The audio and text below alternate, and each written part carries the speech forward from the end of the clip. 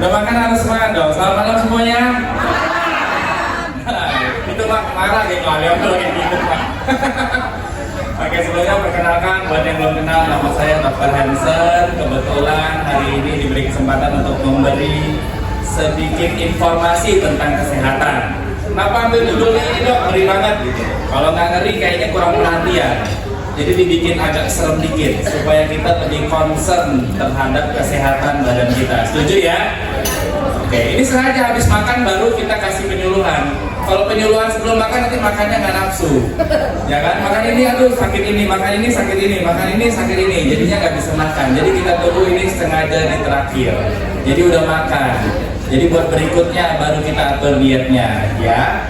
Jadi kita akan topik malam ini tentang penyakit ginjal kronis. Nanti di sini juga akan kita bahas juga tentang hipertensi, gula darah, dan penyakit kronisnya ya, karena ini semuanya berhubungan. Saya ambil penyakit ginjal ini karena ini yang paling banyak orang salah kaprah dan takut.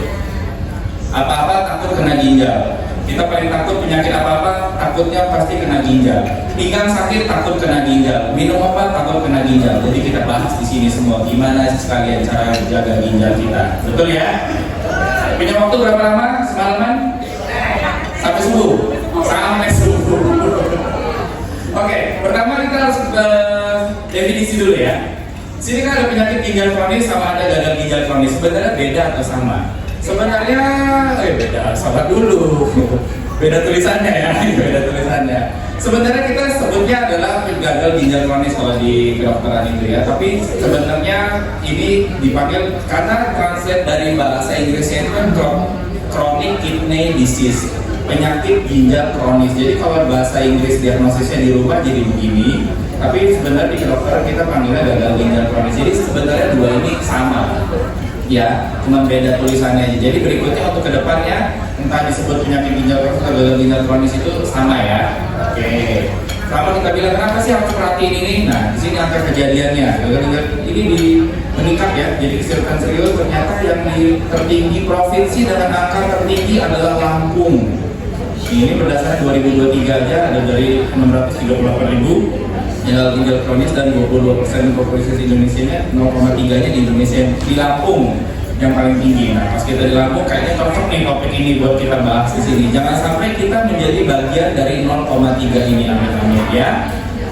Nah, penyebab gagal ginjal kronis. Nah, ini ya harus diperhatikan yang penting. Apa sih yang bikin kita sampai rusak ginjalnya? Ya, ginjal kita bisa rusak gara-gara apa? Ranking 1, hipertensi dan diabetes tidak terkontrol ya. Ini adalah penyebab utama gagal ginjal kronis ya. Hipertensi dan diabetes yang tidak terkontrol ya. Kita ketahui bahwa hipertensi dan diabetes ini adalah penyakit kronik. Kronik itu artinya penyakit jangka panjang. Kronik di sini tidak mengartikan berbahaya. Kronik itu lebih berbahaya daripada akut, bukan di situ. Kronik dan akut cuma membedakan perjalanan penyakitnya, jangka panjang atau pendek.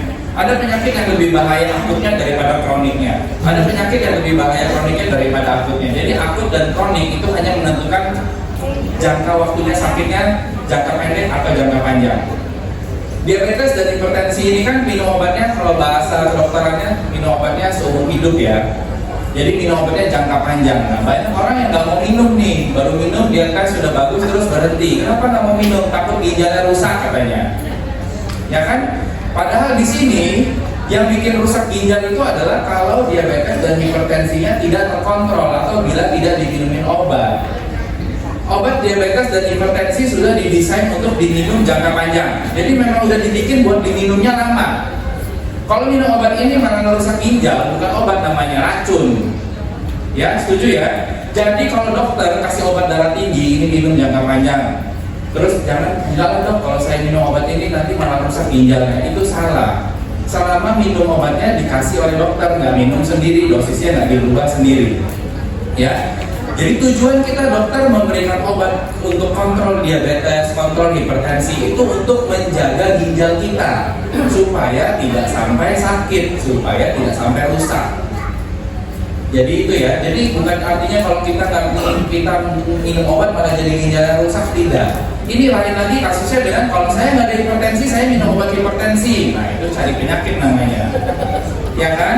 Kalau dalam hal ini jadinya dibandingkan dengan tidak minum obat, semua obat itu ada efeknya. Saya nggak bilang obat ini, oh ini bagus gitu ya, kayak vitamin, nggak ada sakit minum aja, nggak begitu. Ada pertimbangannya, tapi obat sudah diberikan dengan pertimbangan bahwa efek baiknya lebih banyak daripada efek jeleknya. Jadi diminum lebih baik daripada tidak diminum, itu dulu intinya. Oke, jadi kalau ada hipertensi sama gula dan bisa terkontrol dengan obat, minum obatnya. Ya, bersyukurlah masih ada obatnya. Kadang ketemu penyakit yang gak ada obatnya, kayak cancer itu, mau cari obat, mau cari kemana, sudah gak ada obatnya, itu apa lebih kasihan? Kita sudah ada obatnya, tapi gak mau minum. Ya, selama obatnya benar, memang peruntukannya diminum. Mau berhenti, tanya ke dokternya, dok boleh berhenti nggak? Mau kurangin dosis, tanya ke dokternya, dok boleh kurangin dosisnya atau tidak? Ya, jangan kurangin sendiri, jangan berhentiin sendiri, itu kuncinya. Jadi tentang hipertensi dan diabetes sudah jelas ya. Yang sedang konsumsi obat gula, yang sedang konsumsi obat darah tinggi, tetap diminum. Kontrol per 6 bulan sekali ke dokternya, dok perlu penyesuaian dosis atau tidak. Kadang-kadang pasien ngomong gini, dok saya udah minum ini 3 tahun, angkanya sudah bagus, saya boleh stop atau kurangin dosisnya atau tidak? Biasanya dokter pasti bilang sebenarnya untuk minum obat jangka panjang nggak naik dosis saja sudah bagus. Tapi kalau mau turunin dosis biasanya ada beberapa dokter yang mau kasih coba, ada juga yang enggak. Ya, jadi itu tergantung dengan gaya dokter pengobatannya. Bisa turun nggak? Bisa kok. Bisa berhenti nggak? Beberapa kasus bisa berhenti, tapi dengan kompensasi tertentu. Misalnya dia darah tinggi, ya, terus dia makan sembarangan, tidak pernah olahraga, badannya obesitas, dia minum obat darah tinggi. Saya udah berhenti dong. Nah makanya, terus datang, bisa berhenti nggak? Saya bilang bisa, karena faktor kita buat modifikasi masih banyak. Dia jadiin olahraga, makannya dijaga, stres manajemennya diatur, sudah habis itu kita lihat kalau tensinya bagus dengan itu, asal dia bisa mempertahankan pola hidupnya, pasti bisa berhenti pakai obat. Ya, kalian ini saksi ya berarti ya. Dan dari minum nggak berhenti ya, karena rajin olahraga kan, makan dijaga kan, makan rokok. Ya, jadi bisa kok. Tapi tolong berhentinya serahkan kepada profesional sebaiknya, jangan berhenti sendiri. Ya, karena kadang saya udah nggak ada keluhan apa-apa. Nggak semua penyakit hipertensi gula darah yang tinggi itu ada keluhannya. Ada yang alarmnya rusak. Dia tinggi, dia nggak ngasih kita kode, nggak kasih kita alarm. Ini yang sebenarnya bahaya. Tahu-tahu ginjalnya rusak. Tahu-tahu kencing sudah bocor, misalnya seperti itu. Jadi tolong konsul ke dokter untuk memberhentikan, mengurangi atau kontrol obatnya terkait 2 penyakit ini. Ya, itu hipertensi dan diabetes terkait dengan penyakit gagal ginjal. Jadi saya harap udah jelas. Jadi jangan berhenti minum obat buat takut ginjalnya rusak. Justru kita harus jaga kontrol gula sama darah tingginya supaya ginjalnya nggak rusak. Ya. Yang kedua adalah autoimun sama infeksi. Ini umum lah terjadi ya. Kalau ada infeksi, beberapa infeksi bisa mempengaruhi kinerja ginjal. Autoimun juga ya. Nah, ketiga, paparan obat bahan kimia tertentu. Seperti yang saya bilang tadi, namanya obat itu sebenarnya ya bisa jadi racun juga kalau minumnya sembarangan. Ya, kalau minumnya sesuai, oke. Kalau minumnya sembarangan, ini bukan jadi obat, jadi racun. Dosisnya kalau kelebihan bisa bikin efek yang lainnya juga. Jadi harus hati-hati. Nomor 2, jangan tahan kencing. Ini yang suka tahan kencing, ini bisa berpengaruh juga ke fungsi ginjal kita. Oke. Nomor 3, hati-hati kalau konsumsi minuman-minuman energy drink yang berlebihan. Ya, ini juga banyak yang muda-muda terutama bisa kena gagal ginjal juga.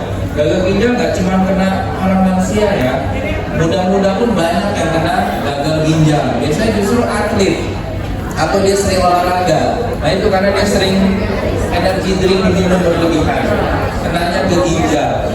Itu juga untuk makanan yang paling diperhatikan dari gagal ginjal ini adalah metabolisme yang membebani ginjal. Ini kan metabolisme urin. Jadi asam urat itu harus dijaga. Ya, kadar asam urat. Asam urat itu kan paling tinggi dari jero-jeroan, kacang-kacangan, ya seperti itu harus dijaga. Ya. Lalu itu dari makanan. Nah, sisanya itu adalah dari yang lain seperti diabetes, hipertensi itu juga harus dijaga. Ya, jadi kalau makanan itu jaga kadar urin atau asam uratnya, minum sama kencing harus diminum harus cukup, kencing nggak boleh ditahan. Nah itu aja kan simpel. Biasanya aman kalau udah kayak gitu. Oke.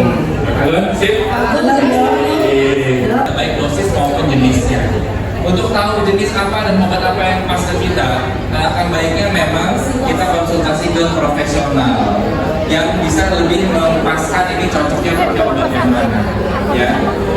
Jadi belum tentu si pola seperti ini kita ikutin bisa baik juga. Jadi saran saya seperti itu ya. Selain itu untuk menjaga kesehatan yang empat tadi, istirahat cukup, stress management, jaga makan dan juga olahraga.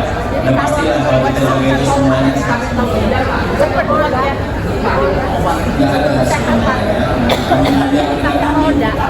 Ya, sebenarnya vitamin ginjal itu bahasa kedokteran aja ya. Secara fungsinya bukan vitamin ginjal. Toh nggak diberikan juga buat orang yang nggak sakit ginjal. Kalau vitamin itu kan orang sehat yang kita berikan.